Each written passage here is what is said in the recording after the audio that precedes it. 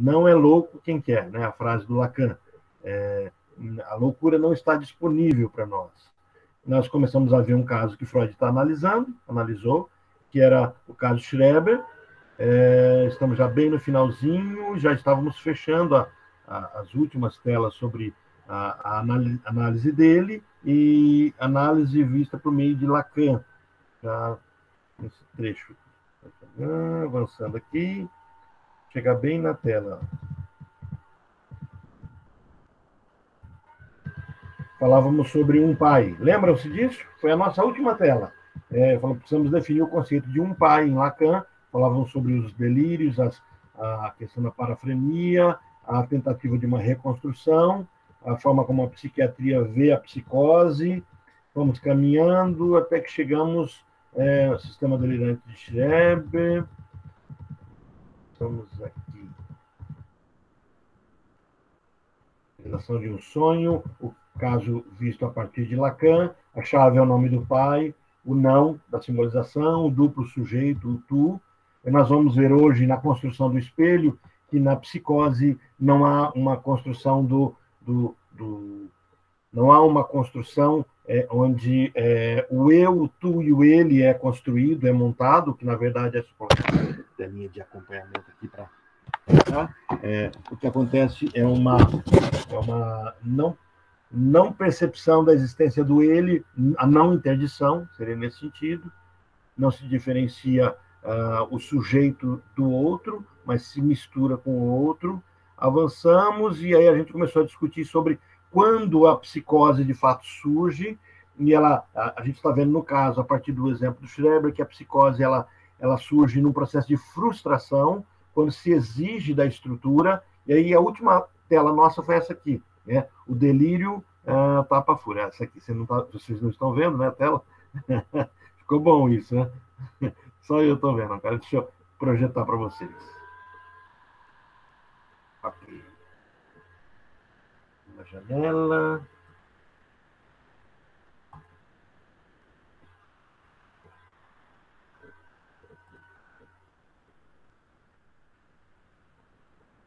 Bom, foi essa aqui a nossa... Opa, foi o meu WhatsApp para lá.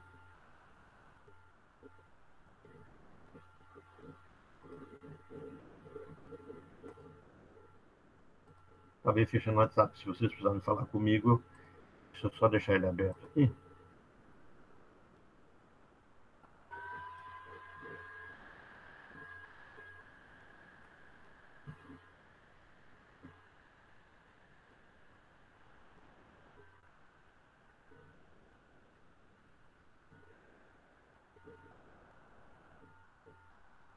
Eu projeto a tela.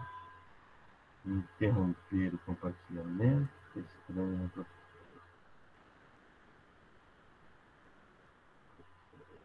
Essa é a tela.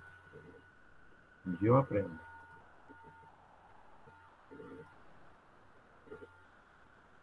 Ok.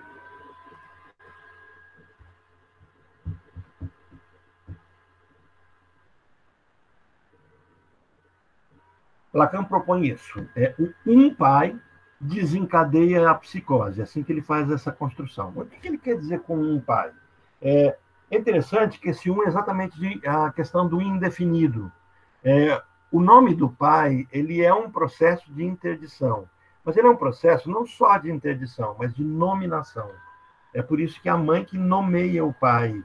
Então, o pai tem nome, ele não é um pai. Então, ao ter nome, ele constrói um espaço existente na relação ele e o outro, né? Então, essa criança, na relação edipiana, ele e o outro, surge um terceiro, surge o ele. Então, ele, eu, né? Então, na relação eu e o outro, ele que eu me referia analisando de fora. Então, o eu e o outro, surge o ele. Mas para uma estrutura onde o ele não é apresentado, é por isso que a mãe é que nomeia esse pai, se ela não nomear, ele não existirá.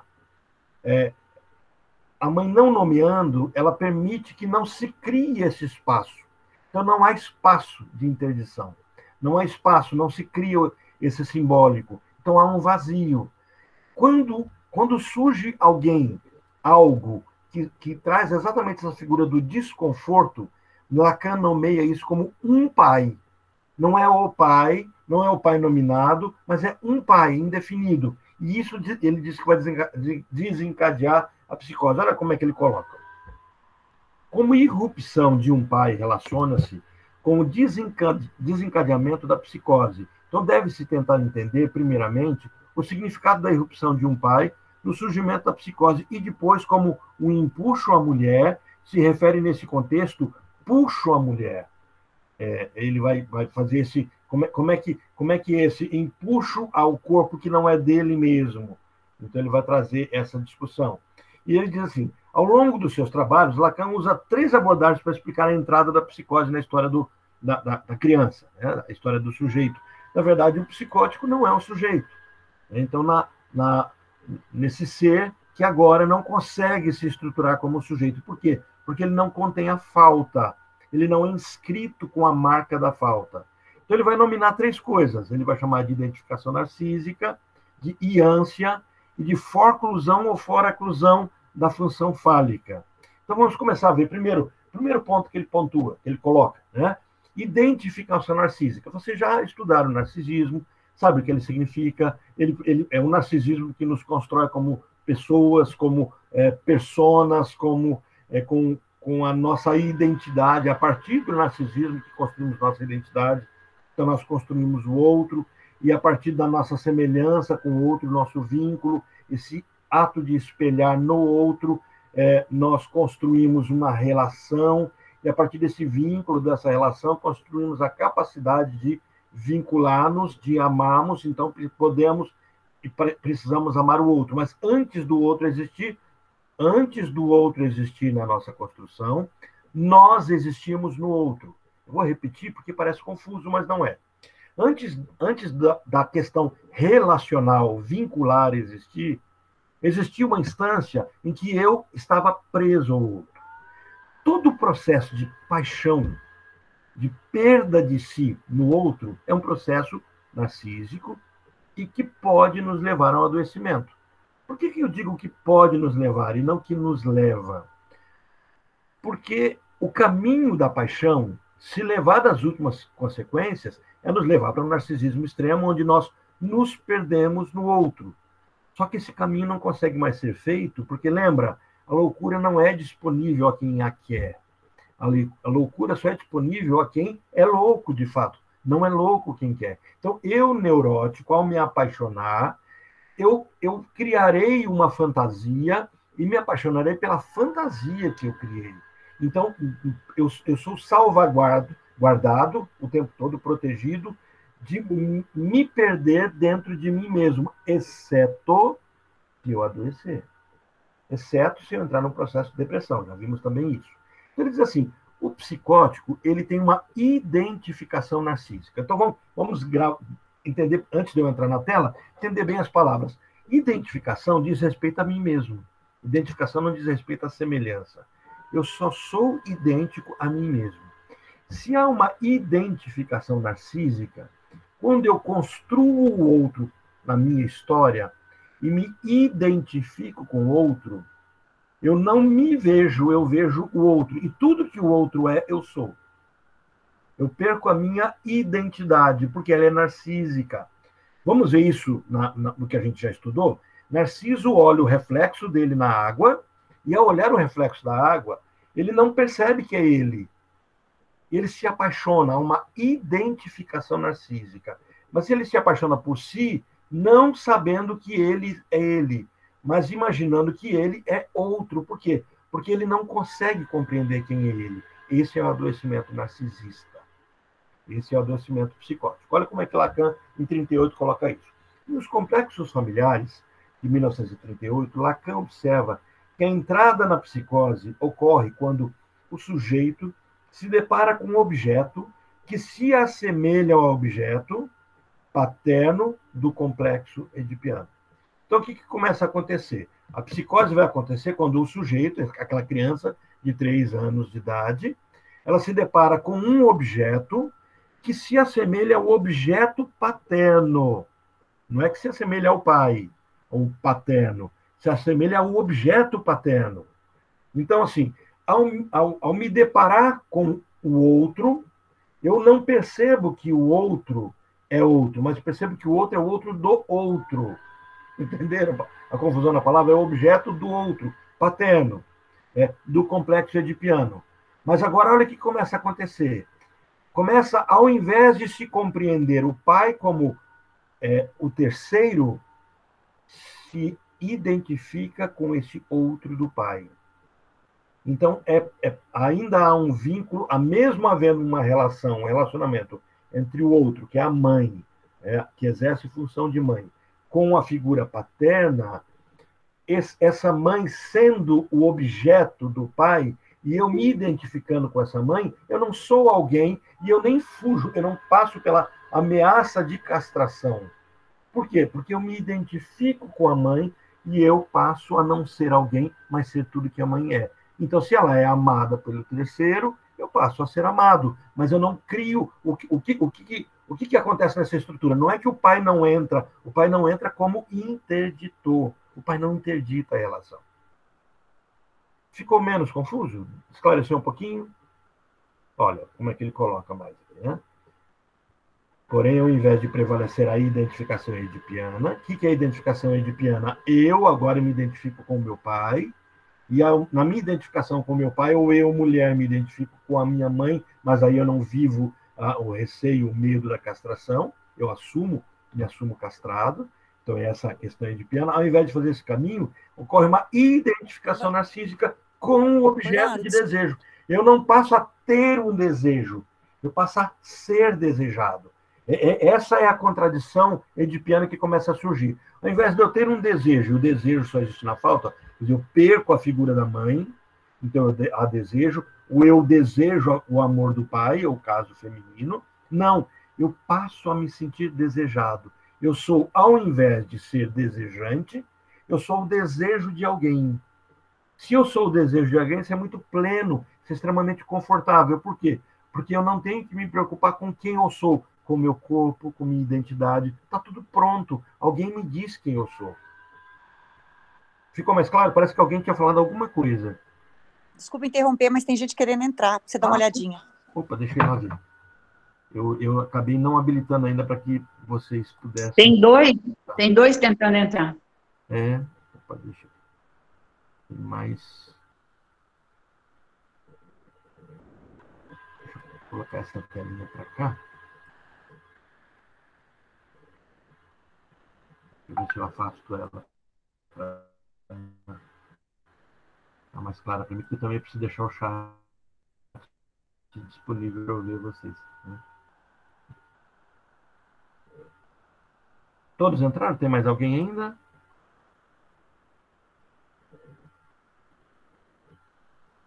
É a Priscila e o Carlos. Os dois entraram? Deixa eu ver aqui. A Priscila entrou, o Carlos entrou. Estão todos aqui. Perfeito. Obrigado, Tânia. Obrigado, Léo. Voltando para a nossa tela, então, de projeçãozinha. Então, ao invés de prevalecer a identificação edipiana, que seria o correto, que é o que acontece numa estrutura neurótica adequada, né, adequadamente neurótica, vai acontecer uma identificação narcísica. Ficou claro para vocês o que é identificação narcísica e o que é identificação edipiana? Caminho natural, caminho natural. Né? Caminho natural, eu identifico a existência do pai, do terceiro, do ele, e ao identificar, eu, menino, isso é édipo, já estudamos várias vezes isso, eu, menino, recuo, abandono o propósito incestuoso, por temer a existência da castração, de fato, e aí eu caminho para a construção do meu desejo, eu caminho na falta, no desejo. A menina, ela reconhece sua situação de castração, ela se decepciona com a mãe, tem o processo da inveja, e é uma discussão se há ou não inveja da mãe, e um processo de rivalidade feminina, mas uma identificação com a mãe e uma busca do amor do pai.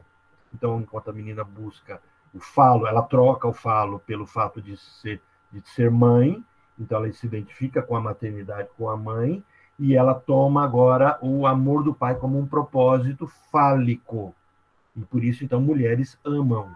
Enquanto que o menino, por amor à sua genitália, recua por medo de castração, e por isso vem até aquela brincadeira: mulheres fazem amor, homens fazem sexo. Freud não falou isso, tá? Mas a gente está trazendo o título de um livro que fala sobre isso e acaba trazendo dentro desse viés. Ok? Não tiramos a poesia da história e nem da fala, não. É só para a gente entender bem a realidade nua e crua. Vocês conhecem o mito da realidade nua e crua? É interessante também. Né? Essas palavras todas têm sentido. Hoje eu aprendi uma coisa que eu preciso compartilhar com vocês. Bem interessante. De onde veio a palavra obrigado? Vocês sabem de onde ela veio? Claro que eu lembrei do Carlos, né? Grato, gratidão, tijolo. Eu sei. De onde veio? Vamos ver se vai bater com o que eu ouvi. Bom, há muito tempo eu vi que quando alguém faz alguma coisa para você, você fica obrigado a retribuir, ou tem obrigação de retribuir de alguma forma. Exato, veio dos escambos. Então, por exemplo, eu te dou uma xícara, mas você não tem nada para me dar agora de volta. Então você fica obrigado a um dia me devolver alguma coisa que vale essa xícara. Você tá obrigado. Isso. Só que antigamente, assim, então eu me obrigo a um dia a repor, né? E aí, só que é muito grande, né? E ficou sendo obrigado. Isso, é nesse sentido, eu me obrigo a te retribuir. Hã? É nesse sentido, eu me obrigo comigo mesma a retribuir o que você me fez. Cria uma gratidão falsa, porque na verdade isso não é gratidão, né? E acho que Bert Helling trabalha bem esses conceitos. Isso já é a praia do Carlos e da Mariana, né? Eu tomo e não pego, né? Então, assim, se eu recebo, se alguém me deu, eu tomo o que preciso, né? E não aquilo que eu não preciso. É bem interessante. Acho que um dia a gente tem que reservar para o Carlos trabalhar esse tema com a gente. Acho que vai ser bem gostoso a gente discutir isso. Voltando para o nosso tema, então, olha só. A segunda palavra de Lacan que ele traz aqui. Já vimos, então, o que é identificação narcísica. Precisamos gravar bem isso para compreendermos o conceito de psicose em Lacan. Identificação narcísica, primeiro ponto. Segunda palavra, ânsia. Para você não perder o conceito de ânsia, pense em hiato, né? Uma falta.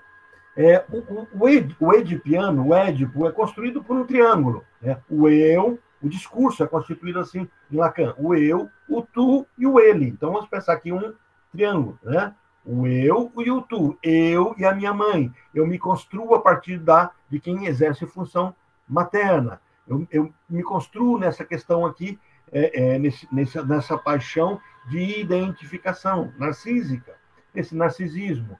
E ao me construir, de repente, eu percebo que a minha mãe, eu não sou tudo para ela, ela divide a atenção com o ele. Então, surge o eu, o tu e o ele. Só que na estrutura psicótica ocorre uma ânsia, uma falta. O ele não é construído. Então, isso é que ele vai definir como ânsia. Olha, como consequência do quê? Consequência daquilo que nós vimos agora há pouco, da identificação narcísica. Como consequência, o sujeito ele fica preso ao complexo de dois termos, eu e o tu, o ego e o objeto. Então ele fica preso nisso. Por quê? Porque ninguém o tira disso. Sem a interposição de um terceiro elemento, o ele, que teria a função de promover a sublimação da realidade. Vocês vão perceber que as criancinhas de 2 aninhos, elas não se referem a ela como ela. Elas se referem a ela como se fosse uma terceira pessoa, porque elas não conseguem achar a si mesmas. Há um vazio. Então, por exemplo, vamos supor que o menino... Flávia, qual que é o nome do seu filhinho? Pegar ele de cobaia. Arthur. Arthur. Vamos pensar no Arthur com 2 aninhos, tá, Flávia? 2 aninhos. Aí você deve ter presenciado situações onde ele não falava assim, eu estou com fome. Ele dizia assim, o Arthur está com fome. Como se fosse uma outra pessoa. Então, aquela criança pré-edipiana, ela não se constrói como sendo alguém, ela se localiza em outra pessoa. É o que a gente vai ver no finalzinho dessa aula sobre a questão do espelho. A gente vai repetir a questão da imagem especular, formando toda essa questão psicótica agora. Agora, depois do Édipo, o menininho já começa a se posicionar eu. Então, eu amo alguém, quero alguém, não quero alguém, e eu tenho medo ou não de alguém por conta do terceiro. Surge o terceiro, deixa de existir isso que a gente chama de ânsia. Tá? Então, sem a interposição de um terceiro elemento, que teria a função de promover o quê? A sublimação da realidade. Olha, a minha realidade é eu amo minha mãe. E quem está exercendo essa função? Eu amo a minha mãe. Eu vivo em torno dela. A minha paixão é total e completa por ela. Eu e o objeto somos uma coisa só. Paixão. Eu me perco. Olha, identificação narcísica. Né? É isso tudo. Só que toda essa pulsão de vida, toda essa paixão, ela só irá para um referencial de sublimação, quer dizer, eu gasto parte de toda essa energia, desse amor, em outras coisas úteis à sociedade, a mim mesmo, etc., se eu não puder ter isso. Então, assim, se o canal for aberto entre eu e minha mãe, eu não tenho no que gastar mais isso. Daí vem a disfuncionalidade dos psicóticos. E aí vem o papel da psicanálise que a gente vai ver, que é tornar o psicótico funcional, útil para si mesmo. Por quê? É promover, olha, a sublimação da realidade. Então, ao invés da realidade ser realidade, ela precisa ser simbolizada. Só que com um processo de ânsia, a inexistência desse local, desse terceiro, isso se torna impossível. Então, é por isso que ele vai colocar isso, olha, em 1958, no texto de Uma Questão Preliminar a Todo o Tratamento Possível da Psicose, Lacan observa que a psicose pode ser desencadeada quando um sujeito que não teve o nome do pai inscrito na sua vida, então existe uma identificação narcísica, existe uma ânsia, a falta desse local do pai, que não teve o nome do pai inscrito na sua vida, se depara com um pai que evoca esse significante paterno. Então, a vida me chama a atenção de que não existe só eu e o outro, só eu e a minha mãe. Então, a vida me chama a atenção de que essa dor existe, eu posso ser separado da mãe. Então, nesse momento em que isso acontece, é insuportável. Pegamos de novo aquele exemplozinho que a Mayra postou do umbigo, da mãe que não cortou o umbigo, e a mãe, quando morre, ele mantém a mãe morta com ele. Isso lembra muito Bates Motel, só que a morte não respeita a mãe adoece, a mãe envelhece, etc. A morte não respeita essa regra do umbigo e ela corta o cordão umbilical e, de repente, aquele ser se vê sozinho no mundo. Só tem uma falácia, só tem um engano nessa alegoria toda. Como a mãe é a mãe fantasiada, essa mãe nunca morrerá. Essa mãe sempre estará viva dentro dessa pessoa. Então, porque essa é uma pergunta que a gente pode fazer. Joia, a gente pega um psicótico. Mas tem psicótico que mata a mãe. Ele não mata a mãe que está fora. A mãe, ele está preso. A mãe é ele. Em Bates Motel, isso fica muito claro no filme Psicose. A mãe morre, mas quem faz o papel da mãe é ele. A mãe não é mais a mãe. Ele é a mãe. Identificação narcísica, e ânsia, inexistência de campos de sublimação. E é por isso que o psicótico é muito absoluto.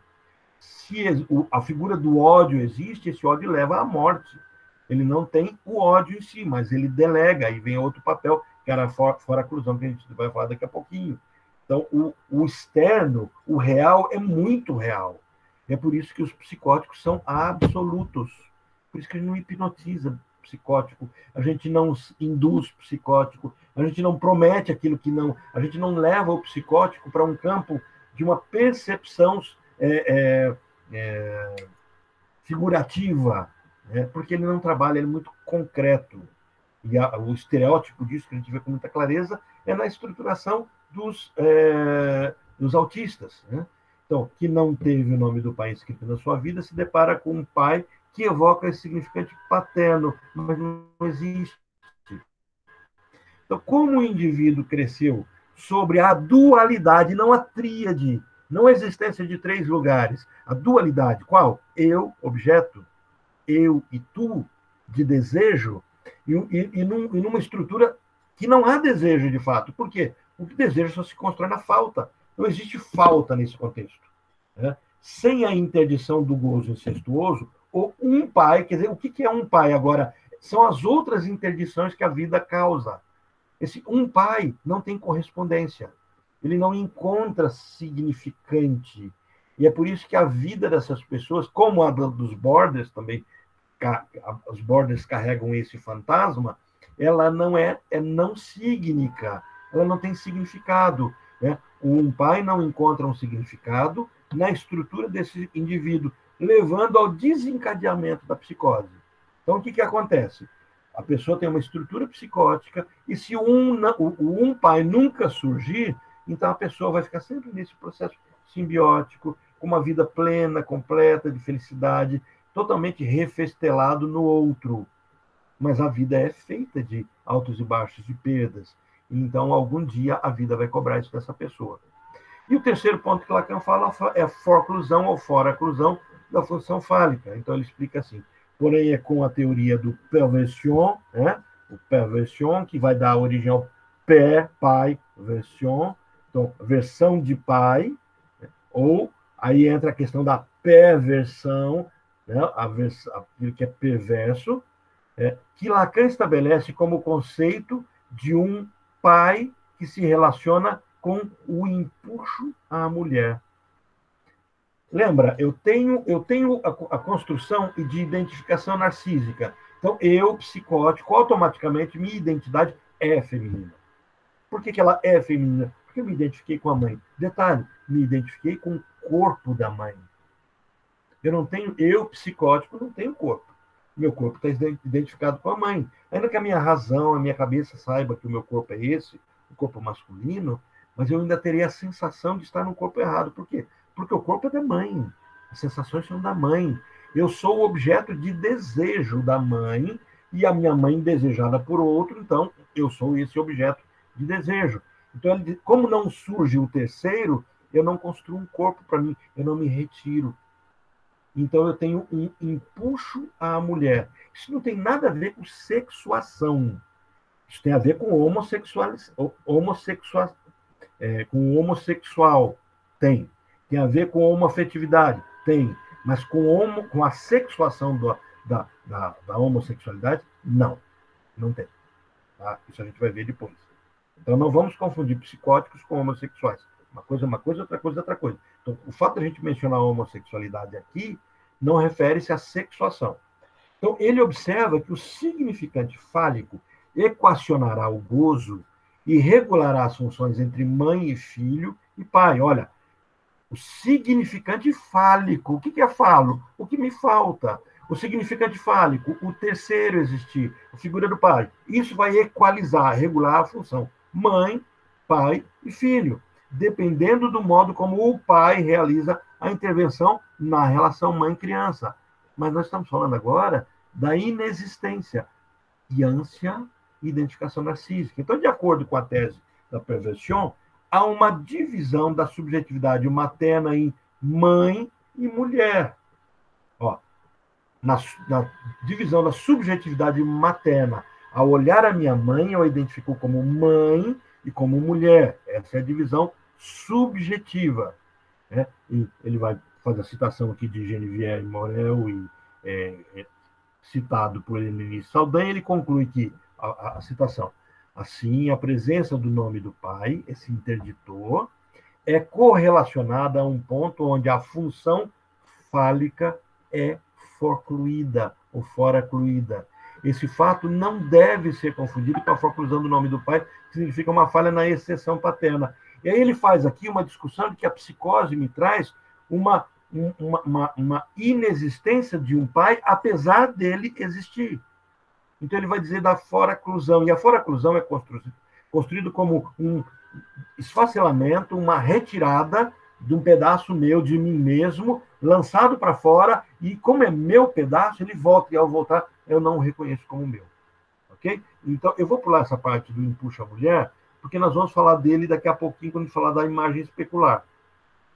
Eu estou saltando aqui, e aí vem, então, como é que é construído isso aqui? O psicótico tem uma estrutura. Por que a gente precisa deixar isso claro, taxado, vinculado? Se a psicanálise freud-lacaniana é estruturalista e enxerga as estruturas como Psicose, neurose, perversão são estruturas, e as estruturas se fecham no processo. A ilustração que eu uso é da moleira, né? A criança fecha a moleira, aí pronto, a cabeça fica fechada, aquele tamanhozinho que ela tem, ela vai crescer, mas ela tem aquele modelinho, né?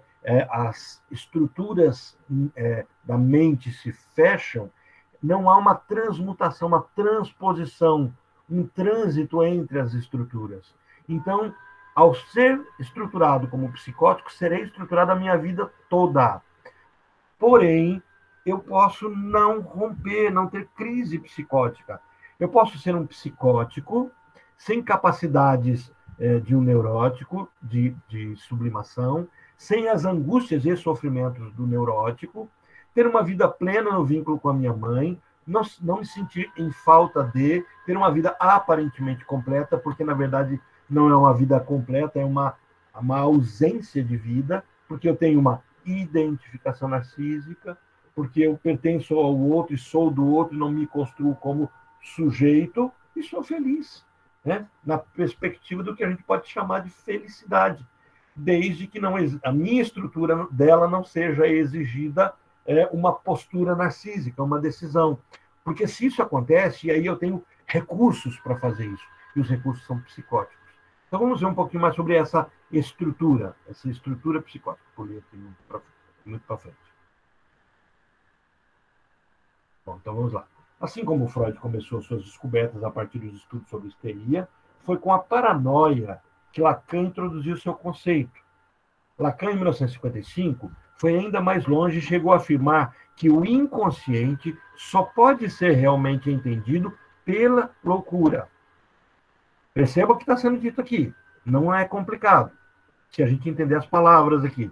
Olha, o inconsciente só pode ser realmente entendido pela loucura, e que o analista, ao contrário do que achava Freud, não deve, de forma alguma, recuar diante de uma psicose. Quando a gente vê Lacan falando sobre isso, parece que Lacan está dizendo assim que eu posso compreender o inconsciente. Ele está dizendo assim, o inconsciente só pode ser compreendido pela loucura.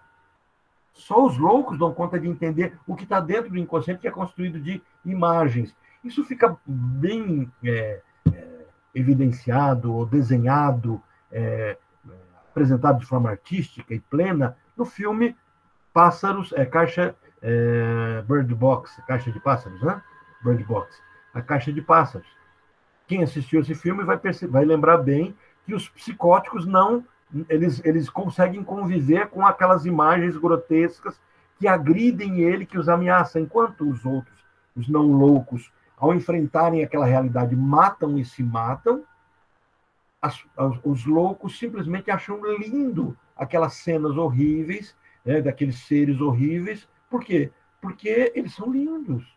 Eles têm um processo de loucura acontecendo. Então, os loucos dão conta de enfrentar isso. É isso que Lacan está propondo pensar. Fazer um diagnóstico na clínica analítica não difere do que se faz no processo a caminho da cura. O analista inserido pela linguagem, a subjetividade do sujeito, a partir da imagem do semelhante pela função de espelho, está fazendo um diagnóstico e, ao mesmo tempo, participa enquanto outro da própria. Então, aqui está falando do que é a clínica psicanalítica. Então, no processo de fazer a clínica, eu me insiro no campo da linguagem inacessível ao psicótico. O psicótico vivencia as imagens contidas no seu inconsciente, enquanto que o analista trabalha nesse campo da linguagem. E aí vem, então, o tema a psicose, o espelho e a metáfora. Quem assistiu o filme Alice, através do espelho, e leu Lacan, ou leu sobre Lacan, pelo menos, vai ver com muita clareza que o filme fala de loucura. E com certeza fala de loucura, fala de uma construção de ego, da necessidade dessa construção. O filme é maravilhoso, né? Tanto Alice no País das Maravilhas, quanto Alice através do espelho. Fazendo diagnóstico analítica, aqui já passamos, aqui. O sujeito, então, se defende estruturando-se de três formas possíveis. Então, essa é a postura estruturalista lacaniana.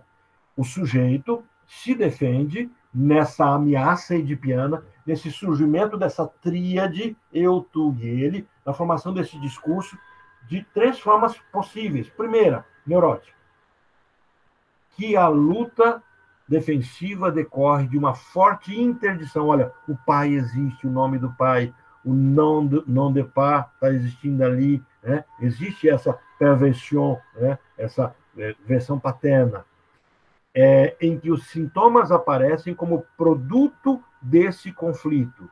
Então, o que acontece? Eu tenho o recalcado surgindo.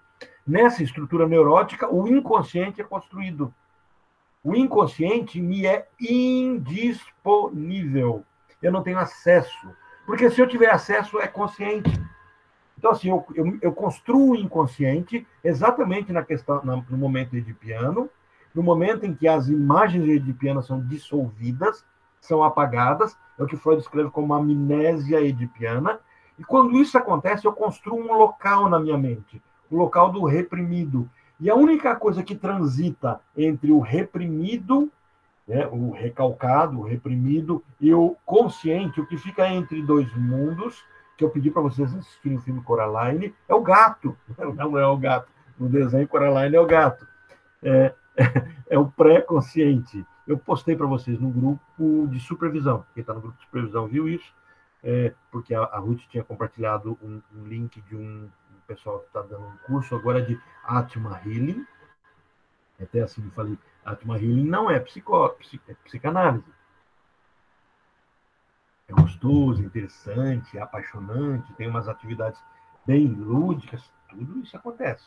Tanto no Theta Healing, na Atma Healing, na Atma Healing, no Theta Healing, você tem todo esse caminho, que é o mesmo, acaba sendo um caminho paralelo à questão das constelações. Por quê? Porque você tem a energia sutil, o campo surgindo ali. Não é psicanálise. Não destoa, não discorda, não se contrasta. São 2 campos distintos. Mas aí na palestra da moça que estava falando sobre a Atma Healing, ela fala sobre o subconsciente. E aí eu postei para vocês, porque essa é a palavra proibida ao psicanalista. Até a expressão que eu coloquei ali do artigo que eu postei para vocês é assim: quando uma pessoa fala muito do subconsciente, percebe-se que ele não leu Freud. Então, não se passem por ignorantes nisso. Tá? Então, assim, está bem avisado. Não falem sobre subconsciente. Por quê? Porque Freud, não foi ele que inventou a palavra nem consciente e nem subconsciente. Mas quando ele começa a estudar com a teoria de Janet está usando, por conta da hipnose, está usando a questão do subconsciente. Então, quando Freud propõe a primeira tópica freudiana, que é a existência da instância ligada ao consciente, o inconsciente, o pré-consciente, ele percebe que a palavra subconsciente não faz justiça. Por quê? Porque, na verdade, eu tenho 2 grandes estruturas. Eu tenho a estrutura reprimida, recalcada, que se funda exatamente nisso que a gente está vendo aqui agora, na neurose, e eu tenho aquela que não é reprimida nem recalcada, que me é disponível constantemente, que é consciente. E ele fala assim, e existem coisas que eu me esqueci, mas eu posso me lembrar. E existem coisas que eu me esqueci e eu nunca vou lembrar, que foram recalcadas. Então ele diz assim, então existe dentro do que eu não me lembro, do inconsciente, olha, eu tenho aquilo que é consciente, e dentro do meu inconsciente, eu tenho aquilo que é inconsciente, mas eu me lembro, e aquilo que é inconsciente eu nunca vou me lembrar. Então eu tenho um inconsciente latente, é inconsciente porque eu não mexo nele, mas se eu mexer, vem à tona. E eu tenho um inconsciente reprimido, que por um processo de defesa, de quebra, de montagem estrutural, é indisponível. Então ele vai dizer assim, o que está dentro do inconsciente, mas não é reprimido, perceba, está dentro do inconsciente, mas não é reprimido, é o pré-consciente. Então Freud vai instaurar esses 3 lugares da mente na sua primeira tópica. Então a mente coexiste em 3 instâncias: consciente, inconsciente latente, que ele chamou de pré-consciente, e inconsciente reprimido, que ele chamou de inconsciente. Vocês vão achar isso na literatura como ICS, PCS, né? Ou CS. CS, consciente, PCS, pré-consciente, e ICS, inconsciente. Ok? Isso só existe numa estrutura neurótica, só. Vamos para o segundo ponto. Existe uma estrutura, que nós já vimos sobre ela, que é a estrutura perversa. O que é a estrutura perversa? Que há uma renegação. Olha, A palavra-chave para neurose, para estrutura neurótica, é o recalcamento, o recalque. Enquanto que a palavra-chave para a perversão é uma renegação, um desmentido dessa lei. Ou seja, ela foi internalizada, então o perverso sabe a lei, sabe da existência do eu, tu e o do ele, mas ele sabe da existência, mas não o reconhece com autoridade. Ele finge reconhecer. Porém, é negada e burlada. Por isso, o perverso, já estudamos sobre ele, o perverso é alguém que tem desejo e paixão, desejo não no sentido psicanalítico, mas ele quer o tempo todo enganar o sistema. Dê para ele uma lei, ele vai fazer o possível para burlar. Não, eu não estou dizendo para vocês que todo advogado é perverso, mas que os dois usam a mesma ferramenta, assim, quando a gente diz que o advogado tenta, de alguma forma, achar uma brecha na lei para encaixar alguma coisa, isso é um princípio de perversão, tá? Fazendo uma brincadeira aqui, daqui a pouco apoio dos advogados. E a estrutura psicótica, né? Que a gente está vendo agora, em que a lei nem sequer, ó, enquanto o perverso, a lei foi internalizada, mas ele desabona ela, ele pula ela, ele dribla ela. Então o perverso sabe que o errado é errado, mas ele não considera errado porque não foi ele que fundou desse jeito. Então ele quer mudar. E o perverso é dono da sua própria vida. Vou até mais forte ainda. O perverso é seu próprio Deus, é sua própria moral, ele constrói isso. O psicótico não. Olha, o psicótico em que a lei nem sequer foi internalizada. Na verdade, ela foi rejeitada. Por quê? Porque nessa dualidade, na duplicidade, nessa paixão, nesse amor entre o eu e a mãe, ele permaneceu eu e a mãe, ele não reconheceu a existência de interdição. Então, no momento em que essa natureza ética, essa construção ética entraria nele, não, esse momento não aconteceu. Isso aconteceu quando? De 3 a 5 anos. Passou dessa fase, esquece, já está montado, está estruturado, vamos correr atrás das perdas? Não, não há perdas. Não tem estrutura boa, não tem estrutura ruim. Tem estrutura. O próprio perverso, a gente não pode achar que que o perverso é um psicopata. O psicopata é perverso. Agora, o perverso pode não ser psicopata. O perverso é alguém que não tem limites. Ele vai burlar limites. Se ele morar num país ou numa região, um local onde a regra é regra e quem ferir a regra será punido de fato, ele vai seguir a regra certinho. Ele vai tentar a todo custo achar uma forma de burlar. Mas se o sistema for eficiente, ele vai ser alguém íntegro. Mas se ele morar num... Não estou fazendo referência ao Brasil de jeito, né? Não me confundam. Ironia boa, né? Então, a perda da realidade como processo de defesa. Olha só. Então, isso é o que acontece com a psicose. Os sintomas psicóticos que resultam em uma grande alienação, como delírio, alucinação, já viram o que é delírio, né? Delírio é quando eu engano, quando eu vivo uma falsidade ideológica, né? Eu vivo uma falsa sensação, uma crença. Delírio tem a ver com crença. Uma falsa sensação de realidade. Delírio, crença.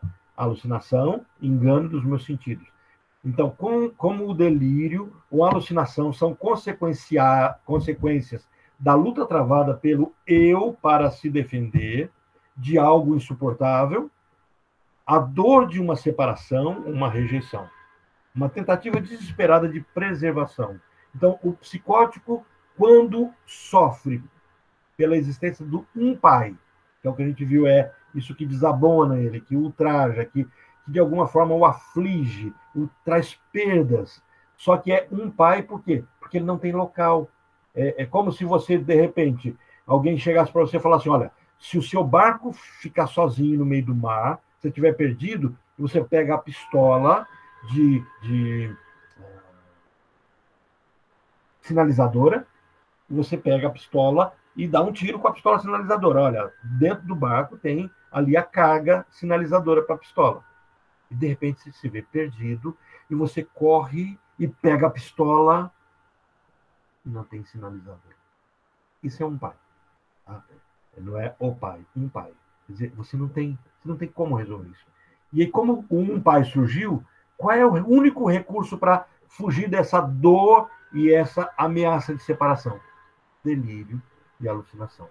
Por quê? Por que você tem isso? Porque quando você era bem bebezinho, com 1 ano, você criou a fantasia como recurso. Quando você tinha 2 anos de idade, você pôde criar todos os processos de alucinação possíveis para enganar os sentidos, porque é um faz de conta infantil.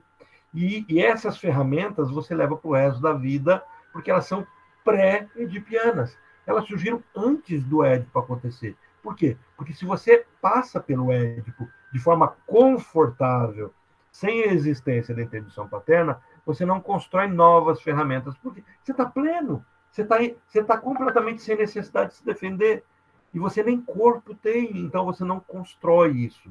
Você constrói um corpo, mas não identifica como seu. Uma tentativa desesperada de preservação.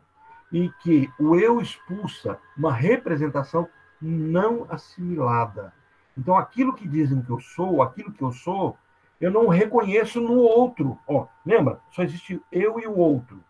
Como eu estou preso de forma narcísica no outro, ao me identificar eu comigo mesmo, o meu eu é diferente do outro que eu posso ver. Então eu recuso, eu repulso, eu jogo fora.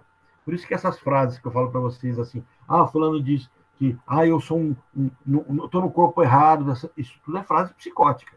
Não estou dizendo que a pessoa é psicótica. Parece que teve uma fala aqui, deixa eu ver.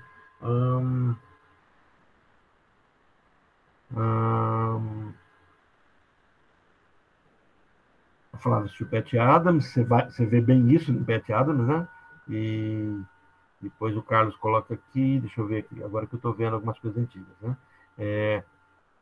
Não é tão antiga, não, faz 7 minutinhos. O Carlos disse assim: não existe subconsciente, como não existem sangue sujo, febre interna. Gostei da ilustração, bem isso, Carlos. Afinar sangue, urina no sangue, né? E pedra nos rins e nó nas tripas. Perfeitíssimo, Carlos. Gostei muito da ilustração. É bem isso, tudo é crendice, né? Não existe nada disso. Perfeitíssimo. Gostei, vou aderir. Eu não posso perder essas ilustrações para outros encontros. A gente fala assim: isso tudo inexiste, é tudo invenção, é tudo delirante, né? É tudo obra de arte, interessante, gostosa para se falar. Subconsciente não existe. Né? Para a psicanálise não existe. Para o hipnólogo não existir, é a praia dele. Né? Para um psicólogo que não entende o inconsciente, para alguém que trabalha com esses conceitos, a subconsciência existe, né? Que é um estágio anterior ao momento de dormir, etc. A psicanálise não existe. O Carlos colocou, não tinha como colocar melhor, não tem nó na tripa. Né? Carlos, eu fui internado no ano passado. A médica quase que falou que eu estava com nó nas tripas. Só que assim, ela sabe, claro que não existe, né? Eu fiz cirurgia da vesícula. Ela disse assim: o pessoal fala de nó nas tripas, né? Mas você está tendo alguma coisa que todo mundo que fez esse tipo de cirurgia pode ter. Depois descobrimos que não era nada daquilo, ela estava totalmente enganada. O cirurgião que foi chamado para me abrir, para fazer a cirurgia, falou: não, você teve aí uma infecção, né? Vamos tratar da infecção. Se ela não ceder, a gente vai ter que abrir para limpar. Mas se ceder, acaba. O Carlos está falando alguma coisa aqui, deixa eu botar a tela aqui. Se falasse para mim que eu estava com nó nas tripas, eu levantava a saia, eu levantava a saia e falava que eu mesmo ia fazer a cirurgia. Exatamente. Meu Deus do céu, é bem isso. Não, mas tem uns médicos meio sem noção. Bom, mas eu sofri bastante, mas era infecção. Voltando aqui para a nossa telinha, então, e aí a gente vai caminhando, fazer o diagnóstico. O analista inserido na linguagem subjetiva, isso aqui já vimos, acho que eu acabei retornando aqui. E a psicótica, lei, aqui, isso, estamos nessa tela. Então, parafraseando Násio, a maneira de um corpo estranho, né? Então, ele expulsa esse eu que ele não reconhece como sendo ele mesmo. É como se fosse um corpo estranho, um corpo outro que o invade. Essa é a expressão do Násio, que é bem lacaniano. um corpo outro que o invade. Quer dizer, eu, psicótico, ao olhar o meu corpo, eu não o reconheço como sendo meu corpo. Então eu o expulso. E ao expulsar, ele retorna, porque ele é meu, ele faz parte, ele integra o meu corpo. Então eu não o reconheço, ele é invasor. Então eu preciso interrompê-lo. Entenderam o perigo de chegar para uma criança de 10, 11, 12 anos e ele fala assim: ah, estou no corpo errado, então vamos preparar você para fazer uma penissectomia, uma cirurgia de mudança de sexo. Como assim? A criança está numa crise, uma crise psicótica. E eu tenho que entender se a criança é psicótica, de fato, porque logo outros vão chegar e vão dizer assim: olha, eu nasci errado, eu tinha que ter 2 dedos, eu tenho 5 na mão. E aí e existem, isso que eu estou falando é real. Existem pessoas que se veem completos com um corpo que não existe. Existem pessoas que fabricam o corpo, colocam chifre, e não é estética. Não é estética que se está falando. É de construção de um corpo diferente do que se tem. E isso é perigoso. Então, é isso que a gente acaba, infelizmente, vendo umas imaturidades de alguns psicólogos que acham que isso é muito natural. Então, na primeira tópica, o que é a primeira tópica? É quando Freud fala da existência do consciente, inconsciente e o pré-consciente. Aquilo que eu falei agora há pouco. Como é que Freud coloca? Olha, desde 1911, o Schreber já apontava a ideia de uma deficiência do eu e sua função de contato com a realidade, deficiência e sua em sua função de contato com a realidade, como problemática da psicose. Então, estudar os delírios de Schreber, agora, nessa mesma data, 1911, que é o livro que a gente analisou do Schreber, concluiu que o psicótico ele, é marcado por uma fixação na fase do narcisismo. Então, existe uma cicatriz, uma fixação. Existe algo que me prende à fase em que eu não pude construir a minha identidade, mas me identifiquei de forma narcísica. Isso Freud falando em 1911. Eu pulei aqui a tela, pulei muito.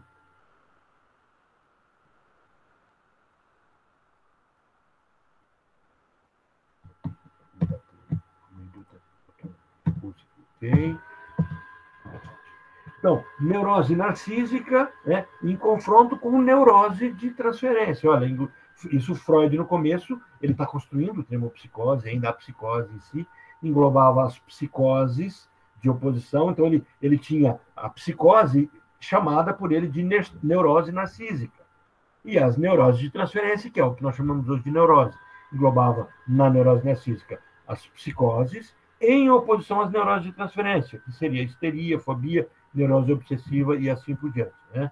Então, a característica marcante desse tipo de neurose era uma incapacidade de estabelecer vínculos libidinais. Presta atenção que isso é característica da psicose. Incapacidade de estabelecer vínculos libidinais, pois a libido refluiria desses objetos para o próprio eu superinvestindo, o que resultaria em uma limitação do sujeito na relação com o outro mundo. É mais ou menos assim. Eu, ao construir um mundo, eu construí o outro. Mas como eu não me soltei do outro, estou preso ao outro, ao investir o outro com a libido, automaticamente eu me invisto, porque eu e o outro somos uma coisa só. Então, a libido reflui do objeto para ele mesmo. É como se fosse assim, eu amo alguém que sou eu, eu amo alguém que sou eu, tanto que então eu me amo. Então, se eu me amo, se eu amo o outro e eu sou o outro, olha a loucura, eu só me amo, eu não amo alguém. Se eu não amo alguém, não existe amor, porque o amor é vincular. Então, são pessoas que não têm vínculos libidinais. Isso é dizer que os psicóticos não conseguem amar. Estão impossibilitados de criar esse vínculo de amor. Não estão incapacitados de fazer o vínculo com outra pessoa, como nós acabamos vendo. Estamos falando isso na instância psíquica, psicodinâmica, porque eles não têm uma identidade, a identidade é narcísica. Então, eles são incapazes de se colocar no lugar de alguém. É nesse sentido que eles são incapazes de amar. Tá? Não estou dizendo que não existe uma afeição, não existe um carinho, que não é possível haver. Não é isso. A incapacidade de amar no sentido de se colocar no lugar do outro. processo de empatia inexiste nessa estrutura. Por quê? Porque a libido se desloca para si mesmo. Com o advento da segunda tópica, pera um pouquinho, o que resultaria numa limitação, papapá. A psicose na segunda tópica. Né? Então, olha, com o advento da segunda tópica, a segunda tópica é quando Freud percebe o seguinte: só a existência, só a compreensão da existência do inconsciente, na verdade, a grande descoberta da primeira tópica é isso, né? Existe o inconsciente. Então, só isso não resolve o problema da psique, por quê? Porque o que faz com que alguma coisa fique presa no inconsciente? O que faz com que alguma coisa possa vir de forma consciente? O que faz com que algumas coisas estejam presas no inconsciente e possam voltar porque estão pré-conscientes? Então ele fala assim, eu só saber disso não me resolve muita coisa. Então ele fala, então deve existir uma instância ligada ao meu prazer, né? Então existe a minha mente vigora sobre princípios, princípio do prazer, princípio da realidade e princípio da moral, princípio do dever. O princípio do prazer é aquela instância mais básica minha, que ela está toda mergulhada no inconsciente, que é o prazer como satisfação, como me liberar da pulsão, me liberar da tensão. Isso é chamado por Freud de prazer. O prazer, reafirmo o que eu falei várias vezes para vocês, para a literatura freudiana, os textos freudianos, prazer não tem a ver com bem-estar, com o gozo, clímax, corpo. Isso é gozo, tem um outro nome.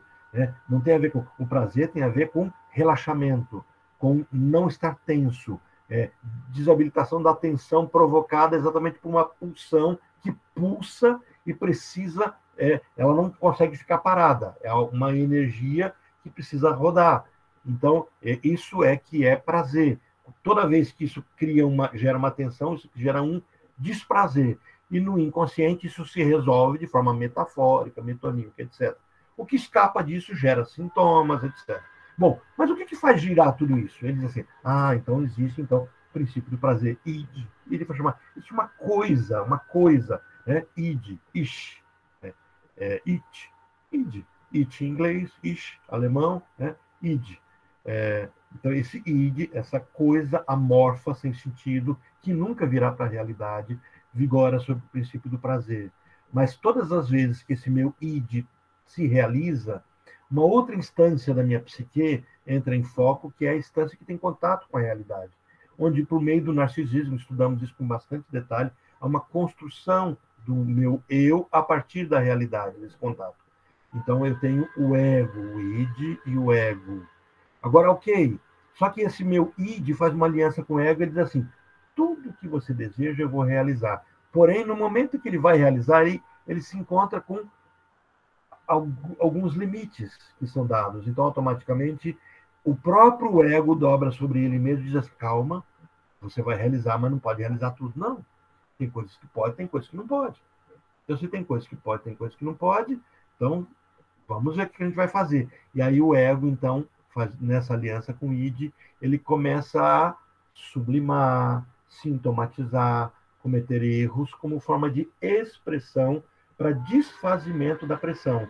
Então, existe uma busca do prazer, olha, não há um desejo, e na busca de um prazer, ligada à necessidade da extravasamento de tudo isso. Bom, dentro disso, como é que Freud teoriza? Essa é a segunda tópica, tá? Uma recapitulação de algo que a gente já viu bem no comecinho da nossa construção do conhecimento psicanalítico.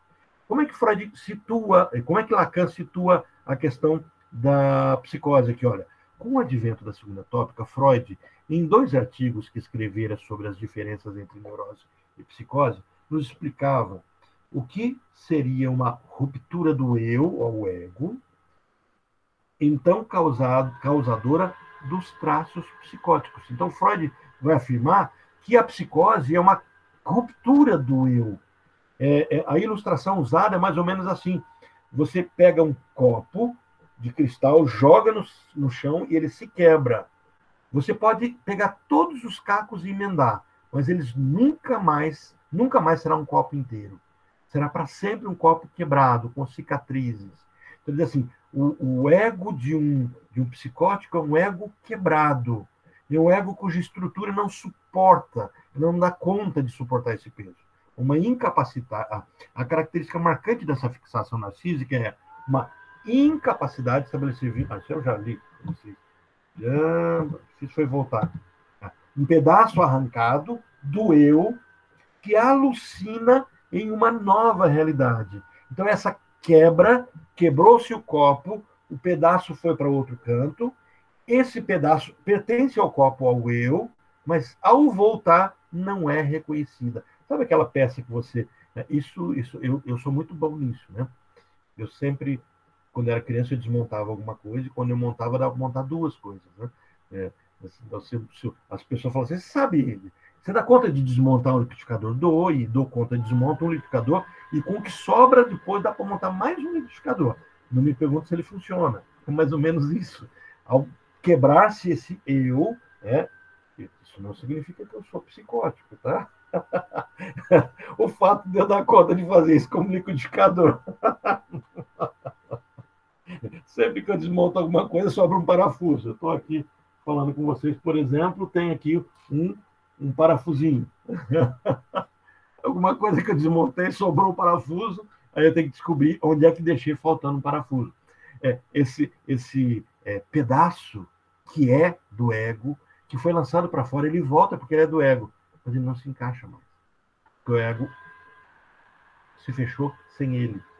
Então, um pedaço arrancado do eu que alucina em uma nova realidade. Então, esse pedaço é como se ele tivesse vida própria. Um pedaço que não faz parte da rede simbólica, algo sem representação, portanto, preso ao real. Essa é a expressão do Nasio, a maneira de um corpo estranho. Essa é a expressão que ele vai usar assim, essa é a expressão do ego, a maneira do psicótico, essa expressão de Nasio, né? A maneira de um corpo estranho. Parece que o Nasio quer a psicose aqui. O eu...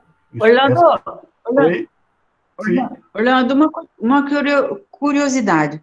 Pode falar. Essas pessoas que a gente já conversou numa outra aula, elas precisam, elas se sentem bem sem alguma coisa no corpo delas, por exemplo. Outro dia eu estava vendo uma matéria de uma mulher jogou ácido nos olhos porque ela achava que ela tinha que ser cega, que ela se sentia melhor se ela fosse cega. Sim. Um outro lá cortou uma perna, uma coisa assim.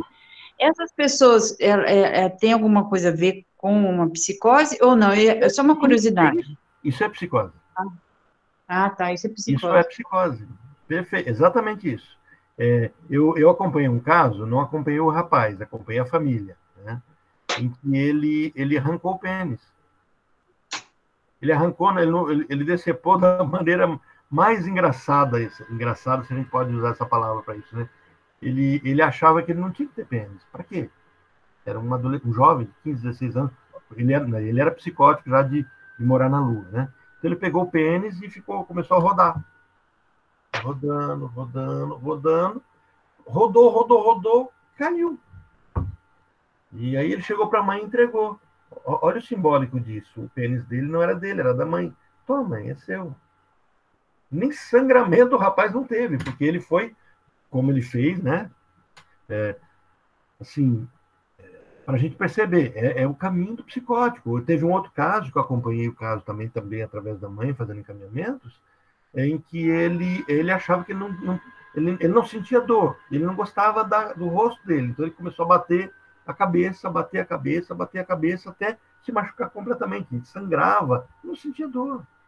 Então, assim, isso é psicose. O eu que expulsa... Olha a expressão do Nasio, para você ver, Léo, como casa bem com tudo isso. O eu expulsa para fora uma ideia que se tornou intolerável para ele, por ser demasiadamente investida, que é de libido. Ele não pode ter o desejo por algo que não pertence a ele. E, com isso, separa-se também da realidade externa, da qual essa ideia é a imagem psíquica. Então, ele separa, não pertence a ele. Esse braço que ele manda cortar não é dele. Então, ele não está perdendo nada. Era um apêndice, algo que atrapalhava. Essa mulher que você descreveu aqui, que joga ácido no olho para ficar cega, ela não queria enxergar. No filme Mental tem o caso do rapaz que perde o dedo e abre um processo. Ele não aceita ser transplantado, ele não quer haver o reimplante do dedo dele. porque ele fala assim, agora eu estou completo.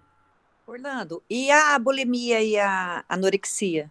Já são princípios ligados à histeria. Não é esse caminho. É porque você está colocando por conta Eu da fiquei confusa dismorfia, né? agora. Hã? Ah, eu É, fiquei confusa é que agora. a defesa alucinatória é psicótica, a defesa, mas é de uma outra estrutura. Por que acontece? O bulímico, o anoréxico, ele faz uma outra visão sobre ele, mas ele é uma visão de uma negação alimentar, por isso que é transtorno alimentar. Então, assim, o que vai ter que ser diferenciado é se a pessoa ela tem esse comportamento de anorexia, onde ela olha no espelho, ela está usando um recurso da mente que é delirante, que é a de alucinação. Mas ela não está no campo da psicose em que ela não construiu um corpo. Ela está no campo de rejeitar o alimento. E para rejeitar esse alimento, ela altera a um processo de dismorfia. Mas parece, né? Foi uma sacada boa isso que você trouxe, né? Quer dizer, e aquela pessoa, ela pode estar no campo da psicose? Talvez Falei, um esteja pé aqui, outro lá. psicose do border, né? Lembra? O border está com um pezinho ali? Uhum. Deixa eu só matar uma curiosidade, assim. Acho que já tem até um... A pessoa, vamos supor, que faz a cirurgia bariátrica, que emagrece aí 50, 60, até 80 quilos, algumas pessoas. Isso pode refletir alguma mudança, algum transtorno? Sim, sim. Porque Não ela o de não se vê fazer, mais. mas por fazer, a especialização Carlos, do acho que pode Carlos é compartilhar com a exatamente gente. essa. O Carlos tinha uma clínica em São Paulo que trabalhava exatamente esse tema, né, Carlos? Com pessoas que precisavam recompor seu corpo e buscavam identificação e assim por diante, né? E o Carlos também expulsou. Mas daí foi. Carlos, você fez uma fora-oclusão ou você fez uma extirpação de fato? Estou brincando. Não reconhece mais como seu, não quer mais. Ele colocou aqui assim, ó, são termos que usam para ilustrar para a população em geral, mas atualmente com acesso à informação, isso aqui está falando da cirurgia. Não é meu aquele monte de gordura, não é um reconhecimento. O que acontece é que, por exemplo, pessoas que fazem uma cirurgia, elas precisam saber o que estão fazendo, elas têm que passar por um psicólogo para compreender o que elas estão fazendo e o preço disso, porque você está perdendo o fato de comer muito ou não comer, tudo aquele caminho, é uma ferramenta encontrada na história da pessoa. Então, ela vai ter troca? Vai ter troca. Né? Então, há casos, há relatos por exemplo, pessoas que se tornam compulsivas por droga, pessoas que se tornam compulsivas por sexo. Eu tinha uma colega que fez uma cirurgia e ela se tornou compulsiva por sexo. O marido dela não suportava mais ela, não dava conta dela, e ela sabia disso, ela percebia, porque ela se tornou compulsiva. Aí para ela não perder o casamento, o relacionamento, ela começou a beber.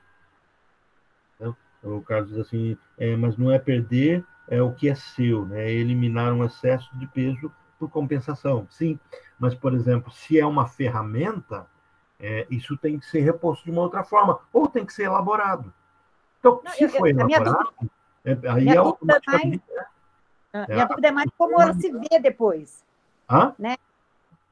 Com a mudança de fisionomia, de aspecto, como que ela se vê? Como que é isso para ela? Né? É interessante, porque assim, nós estamos trazendo a questão da cirurgia, mas, por exemplo, eu acompanhei um caso em que a pessoa perdeu um casamento inteiro por essa mudança de visão. O William acompanhou esse caso também. Nós estávamos num grupo de pessoas e no trabalho, e uma pessoa que era gordinha, não era obesa, era gordinha, e casamento feliz, com filhos, tudo. Sim.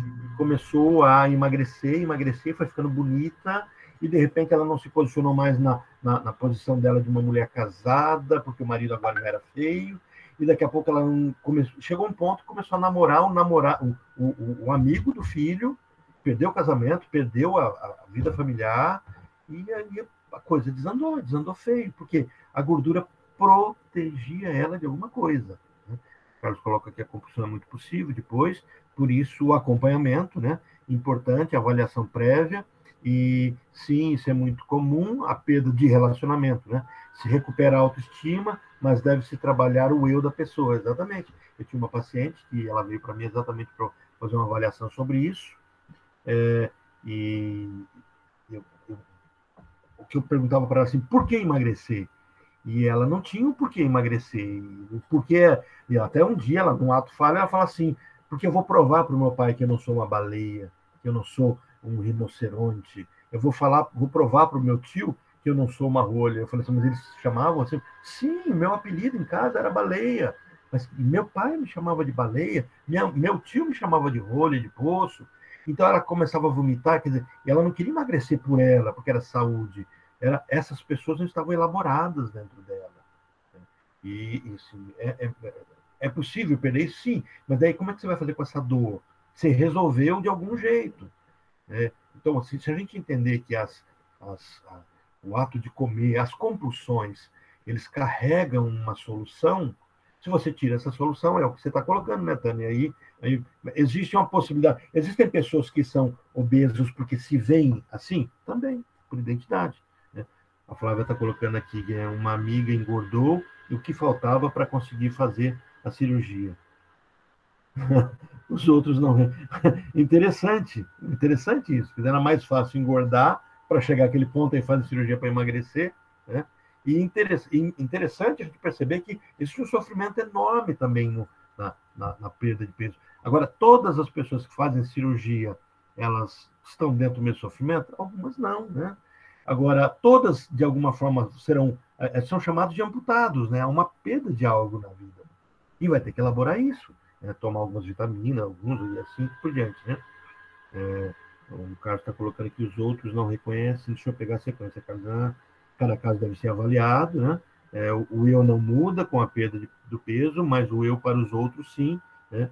E os outros não reconhecem exatamente. E cada caso deve ser avaliado.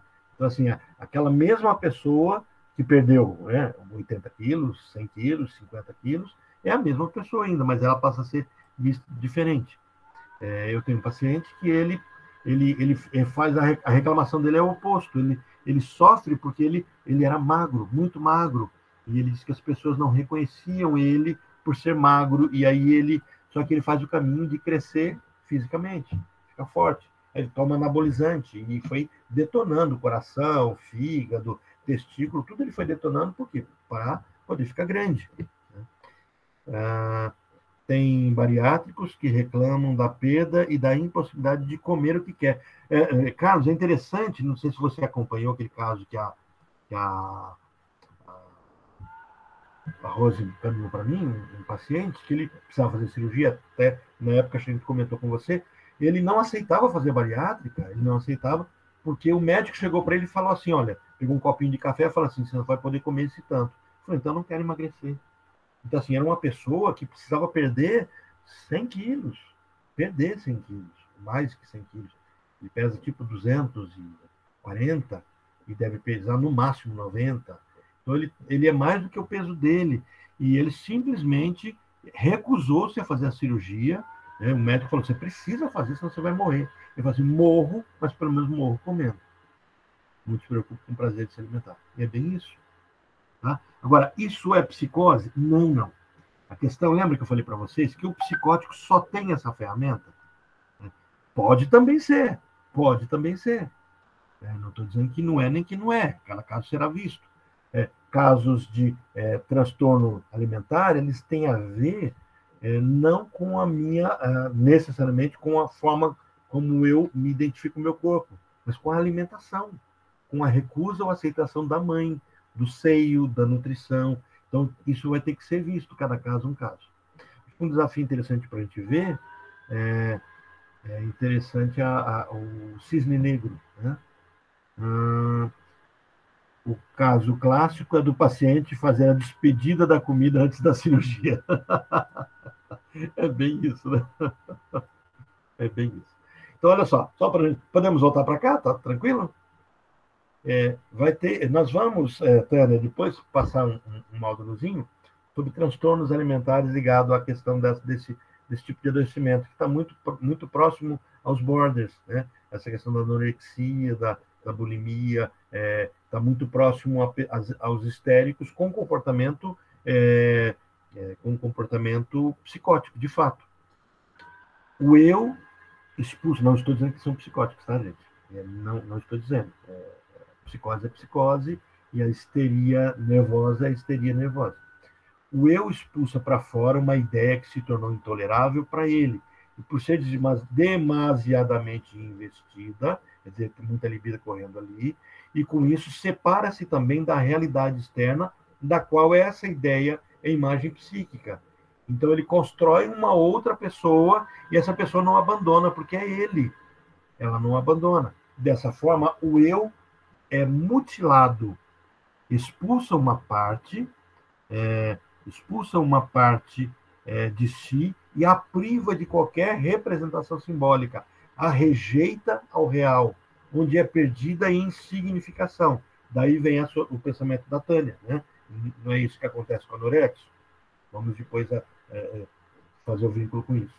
Então, a psicose, como disse Lacan, é um drama no coração do simbólico, lugar das representações, onde se encontra o sujeito e o significante.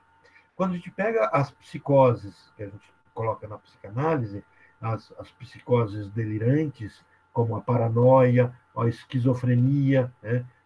Os comportamentos esquizoides, a esquizofrenia, e nós temos as manias, nós não conseguimos trazer esses fenômenos que são mais ligados à borda. Nós temos um fenômeno onde eu rejeitar, ele me persegue. Esse furo no eu é o vazio no contato com a realidade. Por fim, há uma substituição por outra realidade que a conhecemos no delírio. Existe, então, uma outra realidade. O delírio do psicótico é a forma compensada da ideia da rejeição. Vou ler de novo para a gente. O delírio do psicótico, quer dizer, esse falseamento, essas mudanças de percepções, é a forma compensada da ideia de rejeição, porque eu rejeitei uma parte de mim, então esse rejeitado meu, ele cria esse comportamento delirante. Então eu escuto uma voz, eu não reconheço que a voz é minha, mas aquela voz lá é minha. Eu vejo alguém, esse pessoa que eu estou vendo sou eu, ou uma expressão minha, mas eu não reconheço que é meu. É diferente das múltiplas personalidades, onde existe uma mudança de papel, todos eles pertencendo à pessoa e reconhecidos pela pessoa. Não, na psicose não há o reconhecimento. Né? E, de fato, cada vez mais a gente se aproxima do conceito que a Tânia trouxe aí para a gente. Então, energia libidinal prende-se ao eu. Energia libidinal. O meu desejo, o meu prazer prende-se ao eu. Mas é um eu que está foracluído, olha. Um delírio narcísico, na medida em que surge por investimento do eu, seja como engrandecimento, seja como esfacelamento, mas sempre ligado às questões narcísicas, pedaços do seu eu que se quebraram e agora não são mais reconhecidos. A energia libidinal, por algum mecanismo compensador, prende-se ao eu de forma a aliená-lo da realidade.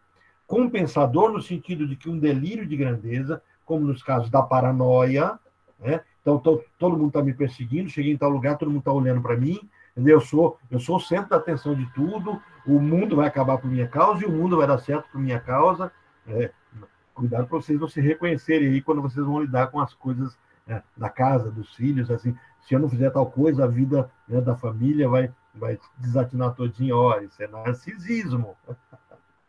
E a paranoia narcísica. Então, nós temos dois caminhos que se posicionam, mas em estruturas distintas, em que o próprio sujeito torna-se o objeto de desejo contrastado com a ideia de rejeição.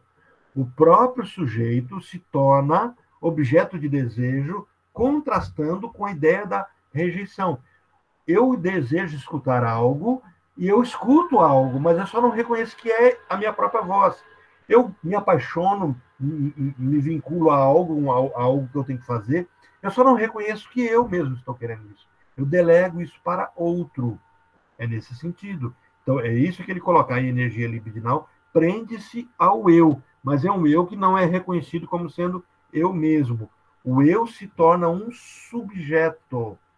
Então, ao invés do eu ser um sujeito, o eu ser sujeito, e aí eu tenho a construção que me permite vínculos, eu sou o meu próprio objeto, mas é um eu esfacelado.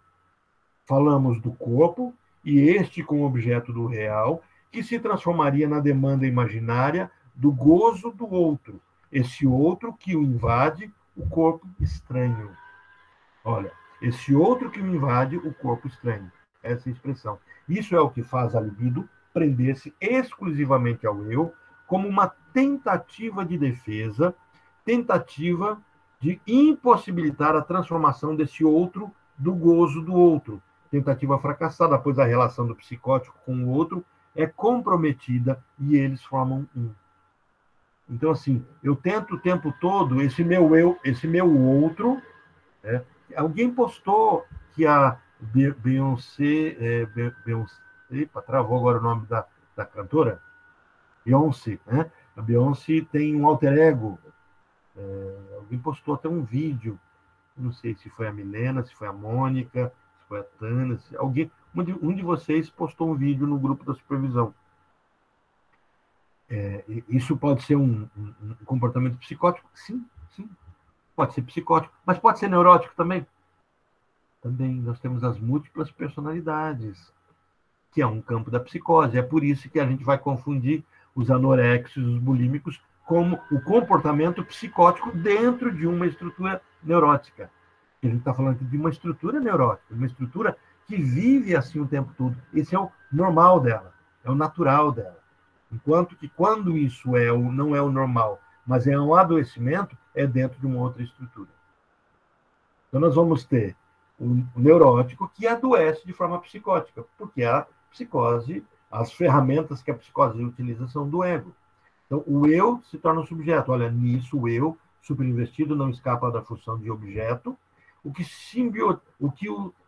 simbiótica e que simbiótica relação, né? Transforma-se no gozo do outro. Então, assim, eu quero me realizar, mas eu não posso me realizar porque eu sou a realização do outro. Então, eu expulso a minha idealização de mim mesmo e ela volta de forma alucinatória e tenta me trazer, é uma instância minha, tenta me realizar nos meus desejos, mas eu não os reconheço como meus, mas os obedeço, porque eu mesmo tenho que obedecer o outro. E quem é o outro nessa situação? Essa é a sacada, olha só. Como eu expulsei, ó, um pedaço meu, eu expulsei. Como ele retorna e não sou eu, agora eu posso vivenciar uma simbiose com ele. Por quê? Porque ele é o outro e eu vivo tudo no outro. Então, na verdade, eu continuo. Ao me integrar na fala, a minha fala, eu não a reconheço como minha e passo a realizar o meu próprio desejo. Entenderam a bagunça? Ficou claro? Eu baguncei mais. Então, qual a diferença, então, entre o neurótico e o psicótico? Olha, é certo, como dito anteriormente, que o neurótico também busca a defesa contra o que implica perder-se no vazio, no sem sentido, no reflexo do outro. Essa é a luta, né? O neurótico não quer se perder no seu próprio gozo. Lembra? O obsessivo internaliza o valor do outro e ele, ao internalizar o valor do outro, ele coloca limites para que ele não extrapole esses limites, esses valores, para não contrariar a própria natureza. Só que, ao fazer isso a todo custo, ele se tornará completamente livre do exterior e viverá plenamente só dentro de si. E isso significa anular-se completamente e fazer com que o outro seja tudo para ele. Quer dizer, se eu cumpro todas as regras o tempo todo, isso em parte me protege, mas isso em parte me anula. Então, a minha angústia é exatamente essa. Então, eu fico lutando para não ser o certinho, sempre sendo o certinho. Obsessivo. O histérico. Eu quero adivinhar o que o outro deseja, eu quero que o outro me deseje, eu vou fazer de tudo para que o outro me enxergue. Só que se eu fizer isso tão perfeitamente, eu me anularei e eu serei tudo do outro. Um está caminhando muito pertinho da perversão, o outro caminhando muito pertinho da psicose. Mas os dois neuróticos, os dois tipos de neurose, têm um único medo: perder-se no vazio, no sem sentido, no reflexo do outro, seja psicose, seja neurose. Olha, o neurótico, ele é, primeiro, marcado pela falta e barrado como sujeito. Foi cortado do outro, o outro é a mãe, tá? Foi cortado do outro e introduzido na lei da realidade pela castração, apresentada ao ele, ao terceiro, ao pai, interditor. No cerne dos amores edipianos, lhe foi dado um nome para o desejo. Ó, lhe foi dado um nome para o desejo. O meu desejo é o simbólico da mãe. É incestuoso. E eu não posso, então, ter esse desejo. Puro significante. Então, o que eu desejo tem nome. Então, por isso que não é um pai, há um não do pai. Puro significante. Não se trata de um sujeito, mas uma referência do mundo real. Lhe foi dado o nome do pai. Então, o meu desejo tem um nome. Vamos brincar, como Lacan está brincando? O meu desejo tem um não. O nome do pai é um não. Por isso que o pai é um não. Não terás a tua mãe. Não cometerás incesto. Não ultrapassarás esse limite. E aí, automaticamente, isso dá sentido. E tudo que eu vou fazer agora tem esse sentido. Isso é neurótico. Por isso ele vive sob a culpa ou sob o medo. O psicótico, olha, ele é todo inconsciente. Nem construiu o inconsciente como inconsciente. O inconsciente é consciente. O psicótico vive a céu aberto. Ele não vive, ele não tem identidade própria. Olha, sem metáfora, sem nomes, sem a lei que organiza os desejos. Não há ponto de ancoragem no mundo externo. Então ele é solto. E por isso as coisas são muito absolutas, ele é extremamente solto.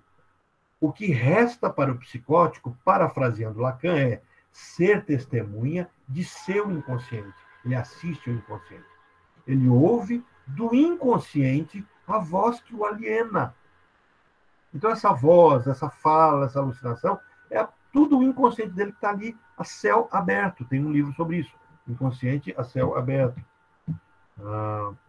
Então, nesse texto aqui do Nasio, tem que ele fala sobre o estágio do espelho, a imagem especular formada, e a loucura a dois. A loucura nunca é feita a um. Um homem louco vive com uma mulher que o fez louco, que foi sua mãe. Então, ele sempre a dois. Olha, a dimensão do corpo só é conhecida a partir de uma imagem que faz refletir uma unidade. Uma imagem que faz refletir uma unidade. Reconhecer essa unidade é chamar de corpo o reflexo que lhe é dado pelo outro, também por uma imagem. Assim começa a função do eu. Essa é a premissa que trata o estádio do espelho, estado do miroir. Né? Estado de miroir. Cadê? Pulei, me empolguei com o francês, o sotaque. Cadê? Eu pulei a tela. Uma das principais e mais antigas concepções de Lacan responde pelo nome de estado de espelho, em 1936, no Congresso Internacional de Psicanálise, em Maribel. O termo foi por ele introduzido. Na ocasião, Lacan era um jovem psicanalista que partiu do experimento da psicologia comparada para estudar a função da imagem na constituição de espelho. É um experimento francês, né? Esqueci o nome agora do pedagogo, está na ponta da língua, daqui a pouco sai. Ele fala da construção do conhecimento da criança, a percepção em que a criança, ao se ver no colo do pai, isso o pedagogo, tá? Ao se ver no colo do pai, ele percebe que o pai está lá.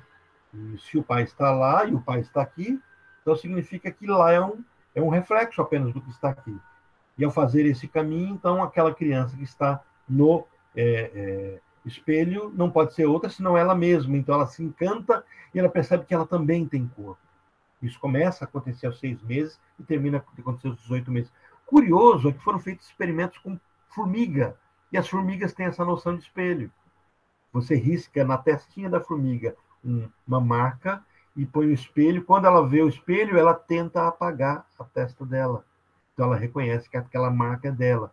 Os macacos também conseguem, até um certo nível, ter essa percepção, alguns macacos. Trata-se da imagem do próprio corpo, que, a princípio, não é nada além de um pedaço de carne dado pelo outro. No experimento, fora colocado diante dele um espelho, um filhote de homem, um filhote do homem, em comparação com o chimpanzé. Então, é feito esse experimento, né? Que, por um instante, supera o filhote humano em inteligência, quando percebe tratar-se da imagem não real. Né? E aí, nesse experimento, é que tem toda essa noção, e Lacan vai pescar a partir dele. Eu estou vendo nosso horário, nós temos só 10 minutos, eu quero abrir pelo menos uns 5 minutinhos para a gente discutir. Eu vou deixar para a gente terminar de ver isso aqui, vou mandar esse material, porque são 3 tempos, né, do estado de espelho, e vai ser muita coisa e não vai terminar ele. E no nosso próximo encontro, a gente começa com o estado do espelho, eu mando os videozinhos para vocês sobre isso, e vocês, e que a gente já vai entrar na discussão da psicose como estrutura, e quais são os psicóticos, como é que o CID-10 vê isso, o DSM-4 e 5, como é que tem essa percepção para a gente conhecer bem isso. Eu passei para vocês o livro do Caligares, que fala da psicose como estrutural e com muita clareza, eu vou mandar para vocês esse videozinho, ele explica sobre pessoas que são psicóticas e passaram a vida toda com uma vida normal, como se não fosse. Então, assim, a psicose pode ser assintomática. Vamos brincar aí com a história do Covid sobre ser assintomático. Vou interromper aqui a projeção para a gente vir para a telinha. Ver se teve alguma outra postagem no chat. O William disse que ia sair um pouquinho mais cedo. Volta para o finalzinho. O sucesso da cirurgia se inicia... aqui é o Carlos falando da questão da bariátrica que a gente tinha falado agora há pouco, né? Bom, gente, vamos mudar aqui o layout para nós nos vermos todos, para eu ver vocês. Não vi vocês ainda, por que será? Alterando o layout. Agora eu vi vocês. Um pouquinho de vocês. Complexo, complicado.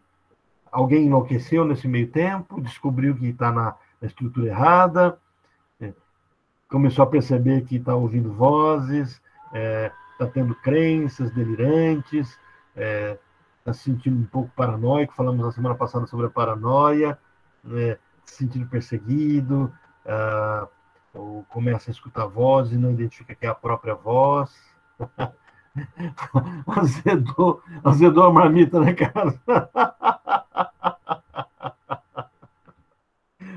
É interessante que algumas pessoas falam assim, eu não vou fazer análise, não, porque é louco que faz análise, né? O curioso é que louco não procura análise. Ele pode ser levado, né? Mas ele não procura análise de forma alguma. Quando a gente vê na aula que vem sobre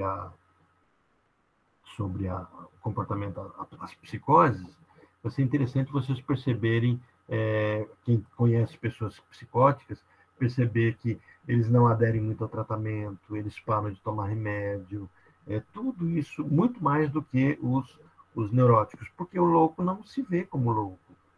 Você não escuta a voz que ele está escutando, mas ele está escutando. Eu me lembro daquele... Tem um pessoal que faz umas reportagens boas, não esqueci o nome desse grupo, mas eu tenho gravado até a reportagem dele, mas vou ver se acho no YouTube e mando para vocês. E a Liga, né? A Liga. Então, o repórter está saindo, e ele, nesse programa da Liga, eles entrevistam uma pessoa esquizofrênica e ela fala assim, eu escuto vozes, vejo pessoas, e aí ele diz assim, mas agora, por exemplo, você está vendo alguém? Tá só o repórter e a esquizofrênica. Ela diz assim, sim, eu estou vendo, né? Estou vendo aqui do lado. Mas o que ele está falando? Falar, você não vai gostar. Eu falando, o que ele está falando? Ele está falando que você é uma pessoa má, que não é para acreditar no que você fala. Então, assim, as vozes paranoicas, né, acontecendo. É bem interessante. Querem falar alguma coisa? Eu estava conversando esse final de semana sobre isso, que um tio que fez um desenho até que eu achei que tinha ali sinais de esquizofrenia, né? Na verdade, não é esquizofrenia, mas psicose. Ele estava falando que o maior medo dele é de ficar louco, né? Que o louco deve sofrer muito. Eu estava falando que não, que na verdade o louco não sofre, né? A Não, família pode sofrer, quem está de perto, mas para ele é a realidade dele. é, Ele não vai ter sofrimento nenhum, até porque também a ausência de culpa faz o não sofrer, né? Quem sofre é a gente que é neurótico. Mas exato. ele estava bem difícil, assim, conseguir entender como assim o louco não sofre. Ele não, Uhum, tipo, ele sabe que ele está alucinando, né? Mais ou menos. Ele vive a alucinação, ele vive o sonho, né? Então não há uhum, sofrimento. exato, exatamente. O louco não sofre, a gente sofre vendo. Aquele quadro, né, que até o William, quando ele estava falando sobre borda, ele colocou lá do Humpty Dumpty, né, da Alice, ele serve também para a situação, né? Tal qual o border, que a gente olha assim, meu Deus, vai cair, né? O louco também ele cai, quebra, não tem problema nenhum, não está sofrendo nada. Mas quem está vendo, meu Deus do céu, né? As artes, o que ele está aprontando, né? É bem interessante. Eu vou passar para vocês alguns links. Eu sei que o tempo para muitos é um pouquinho apertado, mas vocês tendo um tempinho, se puderem ver, a Liga, eu vou passar, tem a Casa dos Mortos, que é um manicômio, no Nordeste, mostra alguns comportamentos, né, bem. E aí, porque na semana que vem nós vamos discutir os tipos de loucura, por que algumas loucuras são bem comprometedoras, porque há um comprometimento. Até hoje, o que nós estamos discutindo sobre a psicose é como é que a psicanálise encara isso? Como é que forma a mente? Né? Quais são as defesas que o louco, que o psicótico tem? É isso que ele estava vendo até agora. E a gente vai ver só uns 15 minutinhos do início da próxima aula como gancho para a retomada, essa questão dos três momentos da imagem de Lacan.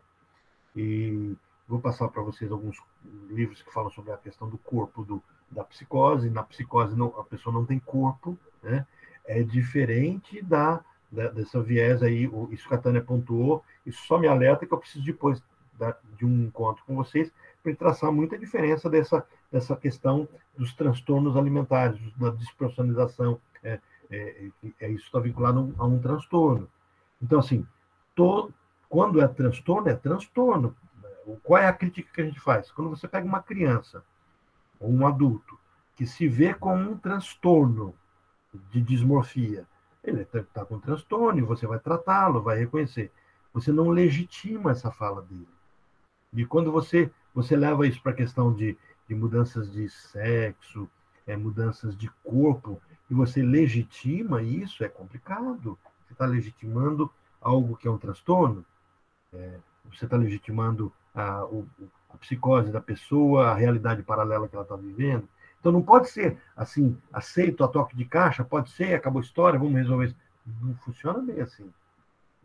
E quando uma pessoa altera todo o corpo dela com tatuagens, com cores, né, ela está usando recursos da psicose. Ela é psicótica? Não, ela está usando recursos do ego que dizem respeito à psicose. Então, quando eu me tatuo, eu estou dizendo assim que o meu corpo precisa de alguma coisa que ele não tem. Eu vou usar a palavra do Lacan. O corpo físico está doendo, eu estou sentindo dor no corpo físico, o corpo simbólico não está dando conta daquilo. Isso é errado? Voltamos a uma coisa que eu sempre falo para vocês. Não existe estrutura boa ou ruim. Não existe estrutura certa ou errada. A neurose, a psicose e a perversão são estruturas decorrentes da minha história de vida. Eu só preciso entender como elas me constroem e como eu lido com o mundo a partir dela. Então, por exemplo, se eu descubro que a minha estrutura, ninguém aqui vai descobrir isso, mas só brincando que eu sou um perverso, Então, eu tenho que entender que eu não vou nunca respeitar uma autoridade. Eu vou burlar o sistema. Então, assim, talvez eu convença todo mundo a ser do jeito que eu acho que tem que ser. E tomara que, então, eu, pelo menos, tenha valores que sejam úteis para a sociedade. A expressão artística disso é Dexter, né? Assistam Dexter, que vocês vão ver bem isso. Pegamos. Orlando, Simples, né? naquele seriado Sessão Terapia, na primeira temporada, Uhum, tem o caso da Ana, que ela chega com o marido para fazer uma terapia de casal, certo. onde a queixa é que eles não se dão bem, e ela tem assim uma facilidade para se envolver com outros homens. Uhum, Daí um dia que ela vai sozinha e o terapeuta conversa só com ela conta que quando ela era criança ela era bem gordinha, uhum, e ela era gordinha porque o pai dava muita comida para ela e ela fazia questão de comer muito para dar ao pai, porque eram poucos os momentos que eles estavam juntos, mas esses momentos eram momentos relacionados à comida. uhum. E daí, num dia que esse pai a leva para tomar sorvete, ele morre atropelado. Foi uma tragédia. E a partir daquele dia, ela resolveu que ela tinha que emagrecer. Uhum. A compulsão dela pela comida se transformou em compulsão por sexo na idade adulta. Uhum. E ela estava inconscientemente repetindo essa questão alimentar no filho. Então, futuramente isso aparece no seriado, o filho bem gordinho, tendo problema alimentar. Esse caso eu não acompanhei, mas o que eu vi é porque eles levam depois o filho para tratamento, né? Isso mesmo. Então, assim, só lembrando aí desse caso.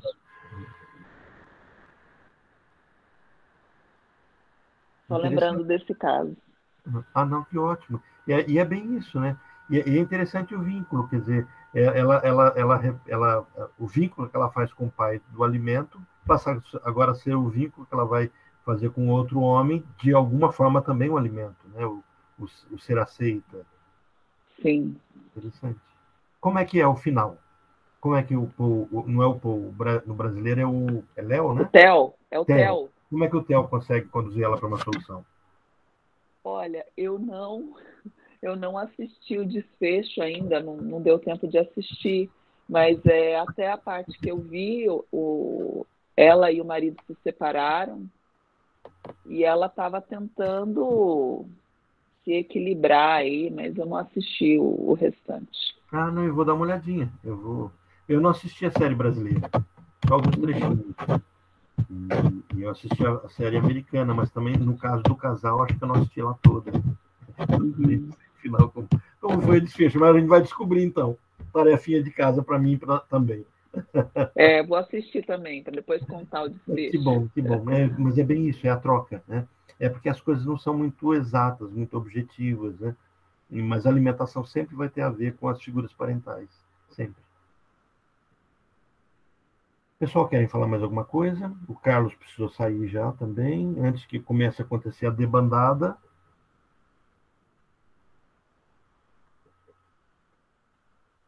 Posso fechar, então? Deixa eu dar aqui, ó. Gente, muito obrigado pela presença de vocês. Vejo vocês, então, na semana que vem, onde a gente vai fechar. Não falta semana que vem, que é o encerramento da psicose. Detalhe, quem faltar semana que vem vai ficar louco. Boa. Isso daí é perversão. Isso, é perversão. Isso eu acho que é uma praga, isso sim. Praga de terapeuta pega, tá? Praga de terapeuta. Ele carrega o campo transferencial da figura do nome do pai. Nossa senhora. Gente, muito obrigado pela presença de vocês. É um prazer. Tchau, povo. Beijo. Obrigado. Beijo. Boa noite, pessoal. Boa noite. Boa noite.